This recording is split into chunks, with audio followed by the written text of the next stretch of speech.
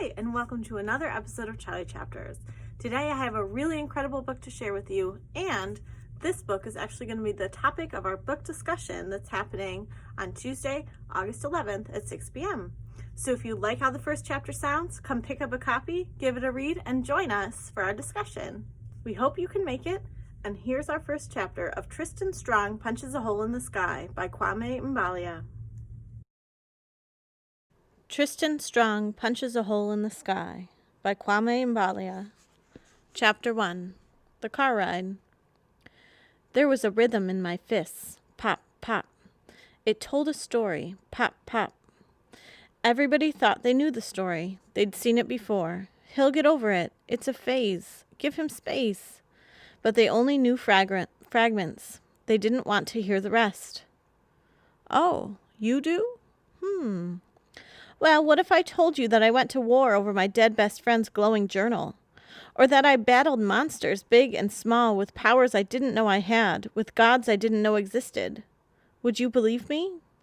No, you wouldn't. You've got your own problems. You don't want to hear about my struggles, right? Oh, you do? Well, I gotta warn you, it's a wild ride, so buckle up, champ. Let me give you some truth, and I hope it returns back to me. Tristan, they're here. Pop. Mom's shout interrupted my groove. I stopped pummeling the small punching bag Dad had installed in my room and loosened the straps on my boxing gloves with my teeth. The gloves fell on the bed and I dropped down next to them. Eddie's journal sat on my tiny desk in the opposite corner. Still glowing. Still unopened since his mother had given it to me after the funeral 2 weeks ago. My room was so small I could have reached out and grabbed the leather book, but that would mean dealing with it, and who deals with their problems by choice? Ugh, not me. Tristan Strong, my dad yelled from down the hall. I hated that name. It made me appear to be something I'm not. My name should have been Tristan Coward, or Tristan Failure, or Tristan Fake. Maybe Tristan, how could you lose your first boxing match? Anything but Tristan Strong. Mom's footsteps echoed through our tiny apartment, and then soft knocking sounded on my door. Tristan, baby, did you hear me? I cleared my throat. Yeah, I'm coming. The door opened and Mom peeked in. She was still wearing the Team Strong t-shirt from last night. I don't think any of us had gotten much sleep after we came back from my first bout. I stayed up nursing my pride, the only thing I really injured.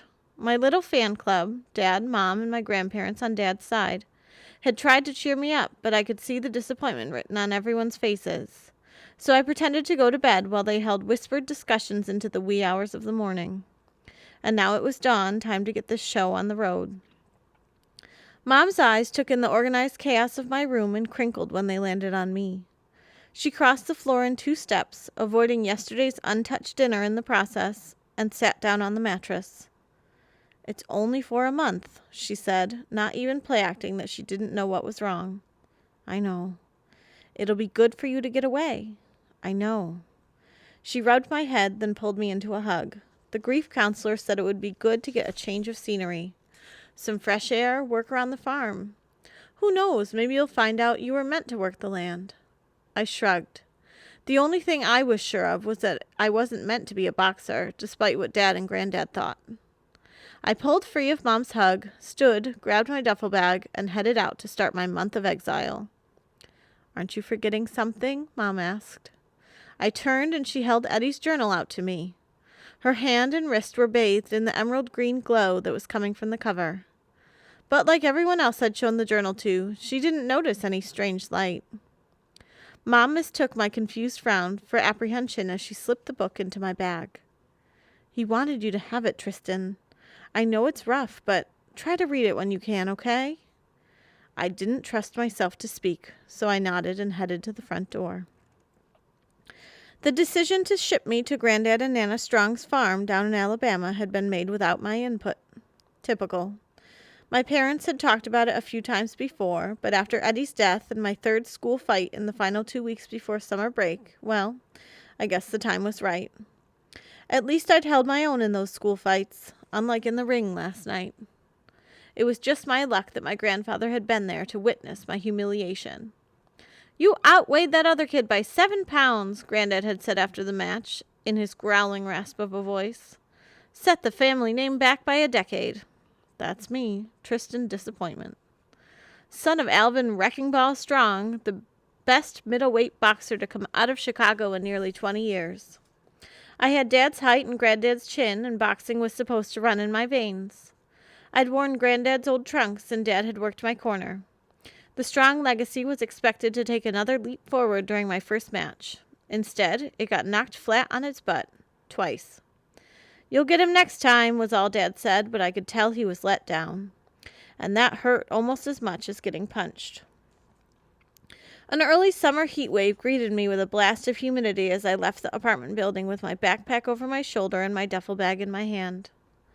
Thick gray clouds huddled in the distance, and I added that to the list of totally not ominous things. Glowing journal? Yep. Storm on the horizon? You betcha. Dad and Granddad stood at the curb while Nana, no one ever called her Grandma, not if you wanted to eat, knitted in the car. Dad towered over his father, but you could see the family resemblance. Deep brown skin like mine, a wide jaw, and a proud stance. I got my hair from Mom's side of the family, thankfully, because both strong men had identical bald spots peeking through their short afros. Get him in the fields, put him to work, Granddad was saying. That'll put some fire in his belly. Dad shrugged and said nothing. To be fair, no one did much talking when Granddad was around. That old man could yak a mile a minute. Nana saw me coming down the stairs, dropped her knitting, and rushed out of the car. There he is. How you doing today, baby? Are you sore from last night? She gave me a hug that muffled any answer, then shooed Granddad to the side. Get the boy's bag, Walter. Alvin, she said, addressing my father, we've got to hit the road before that thunderstorm hits. Granddad looked me up and down. Is that all you kids ever wear? I glanced down. Black check tailors with gray untied laces, loose khaki cargo shorts, and an even looser gray hoodie. That hoodie went with me everywhere. It had a picture of a flexed bicep on the back in faded black ink. Call me sentimental, but it's what I always wore when Eddie and I were hanging out. He called it the Tristan Strong uniform of choice, perfect for all occasions. So yeah, I wear it a lot. Nana shushed him and pulled me into another hug. Don't listen to him, Tristan. I can't wait to have you back with us on the farm. You were so little last time, but them chickens you used to chase still haven't forgotten you. I packed a lunch and even rustled up a new story or two for the ride. And so, just like that, with a clap on the shoulder from Dad and a hug from Mom, I was someone else's problem for a month. Goodbye, Chicago, and all your glorious cable TV, internet, and cell phone service. I hardly knew ya. One thing became very clear during the 12-hour car ride to Alabama. I was never going to do this again. Never, ever. Sitting in an enclosed space with Granddad was like wiping your tears with sandpaper. Painful, excruciating even. And you wondered why you ever thought it was a good idea. Oh, think I'm playing? 10 minutes into the trip. When I was your age, I had a full-time job and I'd already fought in 2 title fights. 3 hours in. Oh, you're hungry again? Did you bring some stopping for snacks money? 6 hours in. Man, I shouldn't have ate those leftover beans for breakfast. 8 hours in. Can't believe I drove all this way to see a strong boy fight so soft. That's your grandmother's side of the family. Ain't no strong ever looked like that in the ring. Why, I remember. Anyway, you get it. By the time we crossed the Alabama state line, I was ready to claw my way into the trunk. I don't know how Nana could just sit there and hum and knit for most of a day, but that's what she did. The Cadillac rumbled down a 2-lane highway, kicking up trails of dust and exhaust. A dented rocket ship blasting through time in reverse from the future to a land that Wi-Fi forgot. I'd put my earbuds in somewhere back in Kentucky, but the battery on my phone had long since run out. I just kept them in so no one would bother me. Nana kept knitting in the passenger seat, and Granddad tapped a finger on the steering wheel, humming along to a song only he could hear. Things seemed more or less calm, except for one thing. Eddie's journal sat on the seat next to me. Now, I could have sworn I'd stuffed the book under the clothes in my duffel bag, which Granddad had put in the trunk. And yet here it was, waiting on me to do something I'd put off since the funeral. The late afternoon sun, occasionally peeking out from behind the storm clouds, made the journal look normal, ordinary. But ever so often I'd shade the cover with my hands and peek at it while holding my breath. Yep, still glowing. Why not open it, you might ask, and see what's inside? Well, believe me, it wasn't that simple. Before Eddie's death, the cover of his brown leather journal had always been blank. Now, a weird symbol appeared to be stitched into it, like a sun with rays that stretched out to infinity, or a flower with long petals. The same symbol was embossed on a carved wooden charm that dangled from a cord attached to the journal's spine. I'd seen the tassel before. Eddie had used it to mark his spot, or to flick me in the back of the head. But the charm was new. And even more weirdly, the trinket pulsed with green light, too. I'd been staring at that book every day for minutes on end, but the glow always stopped me from opening it. I mean, I knew what was in there anyway. The stories Eddie had jotted down in his goofy, blocky handwriting, from his own silly creations to the fables Nana used to tell us when we were younger, when she'd come up to visit. John Henry, Anansi the Spider, Br'er Rabbit's Adventures. I'd read them all. Our end-of-semester English project was supposed to be a giant collection of stories from our childhood. Eddie was doing the writing, and I was going to give the oral presentation. Then the accident happened. The counselor Mom took me to every Wednesday had said I should try to finish the writing part, even though school was now over for the year, as a part of healing and other stuff. Before you say something slick you might regret, Mr. Richardson is pretty cool for a counselor, you get me? We play Madden while we talk, which means I can focus on running up the score on his Raggedy Eagle squad and not on being embarrassed about answering questions. It helps some. If it gets too tough, he knows when to back off, too. So you can keep your sensitive and man-up comments to yourself, chumps. To avoid thinking about the haunted journal, I watched the weather outside the car window. The clouds had never let up, even once we were in the deep south. They just switched from hurling lightning bolts at us to hurling fat drops of rain that splattered across the windshield like bugs. Everything everywhere was miserable, and that pretty much summed up my life at the moment. I took off the earbuds and sighed. Nana heard and turned around in her seat to look at me. "You hungry, sweetie?" she asked. "No, not really."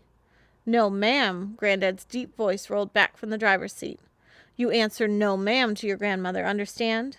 "Yeah." Granddad looked at me in the rearview mirror. Yes, sir.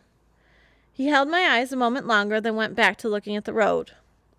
"Well," Nana continued, turning around and picking up her knitting, "despite what your granddad said earlier," she gave him a glare, "let me know when you are. Your mama told me you ain't been eating much, but we're going to fix that. And don't you have some writing to do? That's what your counselor wants you to focus on." "Boy don't need no counselor," Granddad rumbled. "He needs to work. Ain't no time for moping when horses need feeding and fences need mending." "Walter," Nana scolded, "he needs to. I know what he needs." I shook my head and stopped paying attention. After spending a day in the car with them, I'd realized that this was what they did. They argued, they laughed, they sang, they argued again, and they knitted. Well, Nana knitted. But they were two sides of the same old coin. With Granddad, everything was about work. Work, work, work. Bored? Here's some work. Finished working? Here's some work. Need someone to talk to? Obviously, that meant you didn't work hard enough, so you know what? Have a little bit more work. Nana, on the other hand, sang and hummed when she wasn't talking, which almost never happened because she always had a new story to share. "Do you know why the owl can't sleep?" she'd say, and off the story would go, and you'd sit there and listen, just being polite at first, but by the end you'd be on the edge of your seat. I smiled. Eddie had loved listening to my grandmother. When she'd come to visit earlier this year, he'd practically followed her around, his journal in hand. Speaking of which, my left hand rested on top of it in the seat next to me, and I traced the symbol stitched into the front cover. "What's that, sweetie?" I looked up to see Nana peeking back over the seat. Yes, ma'am?" Granddad nodded, and I let out a sigh of relief. Nana smiled. "Is that for your writing?" I hesitated. "Yes, ma'am." I held up the book so she could see it, and her eyes widened at the symbol on the cover. "Where'd you get that?" she asked. Granddad turned to see what she was looking at, but Nana flapped a hand at him. "Watch the road, Walter." "From Eddie," I began, then paused. His mom gave it to me. It was for us, for our school project." "Why? What's wrong?" Could she see it? Could she tell that the book was glowing even in the daylight? Nana pursed her lips. That symbol. I just haven't seen it in a long time. You know what it is? Well, she glanced at Granddad, who'd tuned us out as soon as we started talking about writing. It's the spider's web, an old African symbol for creativity and wisdom. It shows how tangled and complicated life can be. But with a little imaginative thinking, we can solve most of our problems and those of others. Do you notice anything else about the journal? I asked her. Nana laughed, a bright, joyous sound that infected anyone listening. Is this a test? No, ma'am. I don't see anything but procrastination. Go ahead and give it a try. Yes, ma'am. I frowned. So Nana could see the symbol, the spider web, but not that it was glowing. Well, that didn't make me feel any better. Granddad smacked the steering wheel. Y'all need to stop filling his head with that mess about symbols. He needs to stay in the real world. Think about what he did wrong last night. The boy needs to focus. Boxing ain't gonna just happen. You gotta train your body and your mind. Granddad, I don't want to hear it. You're not a kid anymore. You're a strong and... Walter, Nana interrupted. Don't be so hard on the boy. He needs some toughening up. Y'all being too soft on him. Now look, Nana started lecturing Granddad, who shook his head and grumbled beneath his breath. I slid down in my seat and tried to block out the argument. I let my thumb trace the cover of the journal, and before my brain could tell me not to, I yanked it into my lap and flipped to a random page. So what if it glowed? It was still a book, and reading it would be better than listening to any more of Granddad's insults disguised as life lessons. Or reliving that bus accident. I mean, really, what could go wrong? That's it for the first chapter of Tristan Strong Punches a Hole in the Sky. Again, if you're interested in reading more and discussing with us, we are meeting on Tuesday, August 11th at 6 p.m. Sign up on our events calendar. Have a good day.